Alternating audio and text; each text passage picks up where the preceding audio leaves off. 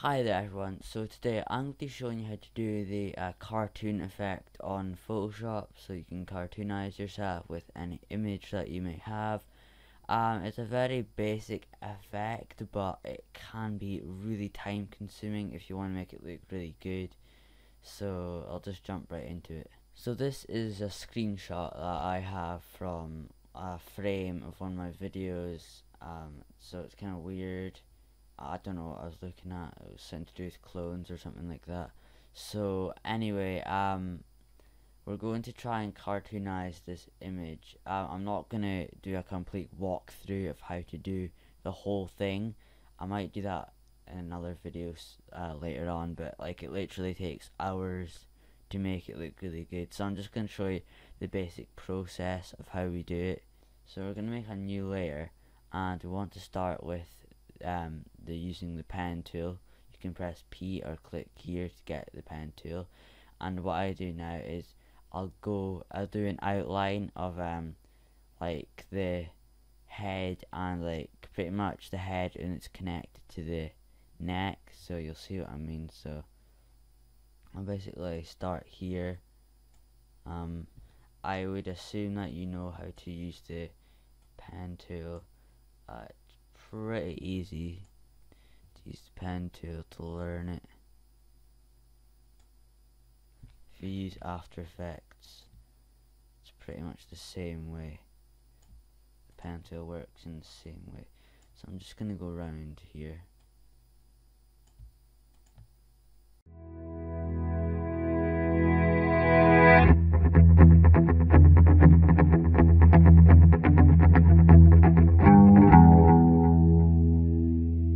Okay, so as you can see up here, I haven't actually outlined it the exact way it goes, because what we're going to do is, once we've done the head shape, pretty much the layer for the hair goes on top, and so it pretty much covers up this whole bit, so it'll just be a complete skin color underneath the hair, so you don't need to worry about making it exact here.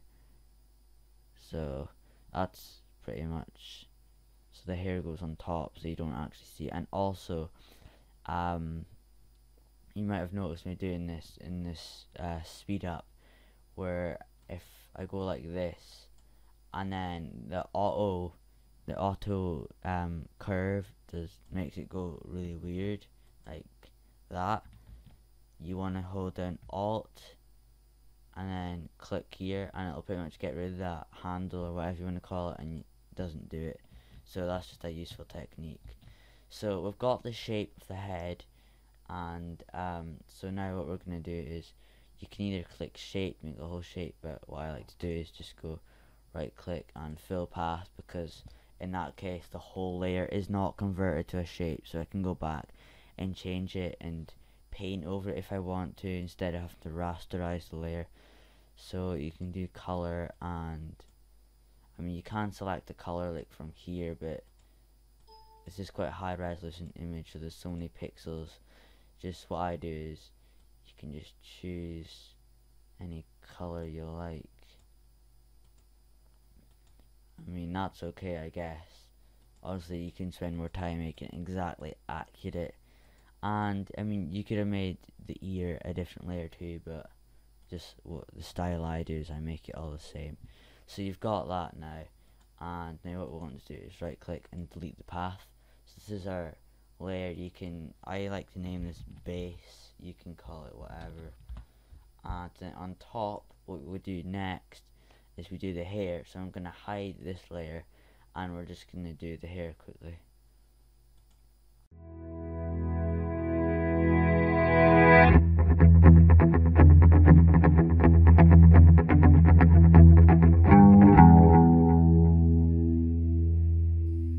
So as you can see, this is really rough. I would take a lot more time if I was doing this for real. Obviously it looks stupid now. I'm just going to delete that path. So if you mix it in, you can kind of see the general shape it's coming to. So you can put, hold on. You can put the background, well, the main picture on the top, and just fade the opacity if you want to see difference how close you are. Depending on what style you have, it doesn't have to be super accurate. Like I missed a bit there, so it doesn't really matter how you do it because everyone has their own style. And lastly, I would do the t-shirt here, and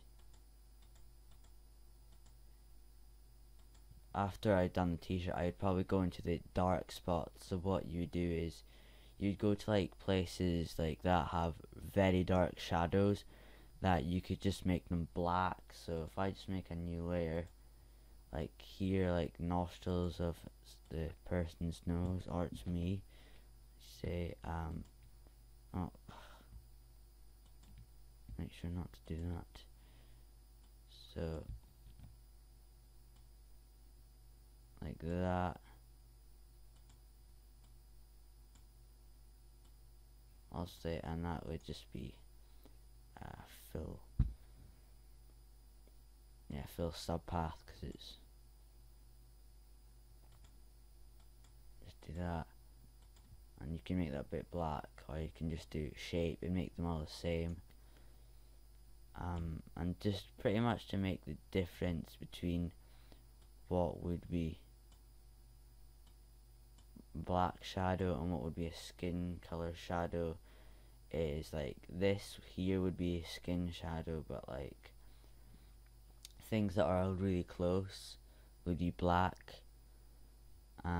So yeah, it's just really up to you. Like here, this would probably be black as well. Yeah, so you get the idea. As you can see, the nose starting to come into shape. And another thing that you can do is to put more shape on it. Like this is a subtle line here. You can go like this. Just outline where it goes. Choose the color you want your line to be. Here, go to your paintbrush. I'll just get my default brushes and make it about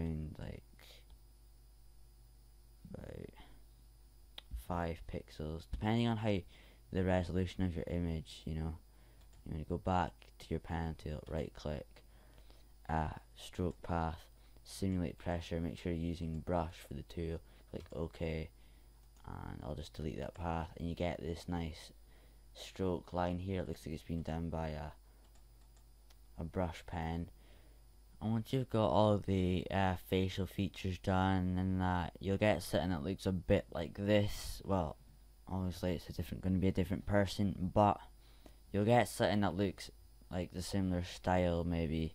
And now what you want to do is add some shadows in there, because right now there's no depth at all in there. So what I like to do is bring my background layer right up to the top. So right up to the top, and then what we want to do is go to image, adjustments, and then posterize, and then bring it to about 9. And now, as you can see, every little shadow we can see has a bit of emphasis on it. And so we can, this is going to be our guide, just so we can add some depth to it. So what I'm going to do is I'm going to make a new layer on top of this, and I'm going to get my pen tool, and pretty much I'm going to go over all the main shadows. I like to put all my shadows in the one layer, and you can call that shadows. As you can see, I've got loads of layers here because this is a previous one I've done. I've already got shadows layers, but I'm just using this as a guide because I can't be bothered doing the whole thing again. Anyway, so this bit here is quite pronounced, like it's more prominent, so I'm just gonna go over it. Obviously you don't have to like get every little bump and crack into it. As long as you get the general shape, you're gonna be fine, because all you need to know is that you don't have to be exactly accurate. As long as it looks normal and you can tell it's the person that you're doing, then your drawing, then you're going to be fine, because they are not going to be comparing the final cartoon to the image that you drew of. They're just going to be looking at it. They have nothing to compare it to. So just remember that. Obviously, this is just really rough. You're going to probably do way better than I'm doing right here. In fact, you will. There's no probably about it. So, you know, you don't have to be super accurate. Get the ideal shape for it. It's just, as you can see, it is quite time consuming if you're trying to get it really accurate. So I've got the general shape, and what I want to do now is I'm going to hide this layer, and here I'm going to reference, actually no, so I'm going to right click on this path here, make sure you're still selected the shadows layer, and I'm going to do fill path, and I'm going to do color, and I'm going to click here the normal skin tone to use as a reference. And if I look back at the original image, you can check if it's a highlight or it's a shadow, and just from memory I know that it's a highlight here. So what I'm going to do is from this point here, I'm going to move the color slightly up depending on how bright it is. It was fairly bright, so I'm going to move it up like this, click, and as you can see it's changed. Now it's really subtle, but if you compared it to the original color here, it contrasts quite a lot. So I'm going to click OK, and as you can see it has changed. I'm just going to do that again because, oh no, I'm just going to do it again because it's not bright enough.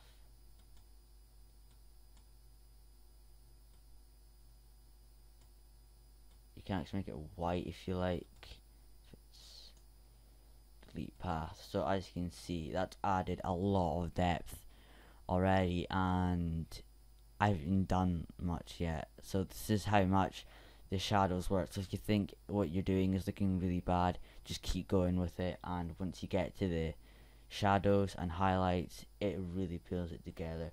Anything that looks prominent to you, then you should do that, and you should go over it. You don't have to go over every single little bit, because then it starts to look too realistic, or it just looks weird.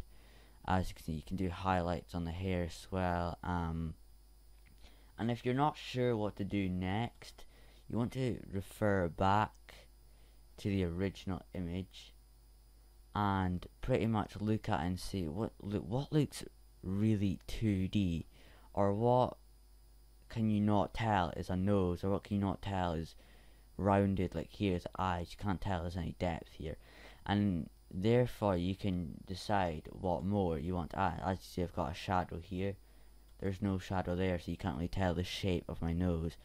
So pretty much you just want to reference back to that and decide what would make it, give it more depth. And once you're done, you'll get something that looks like this. So I know this isn't exactly perfect. I have feathered the selection here. I probably shouldn't have done that because it looks weird.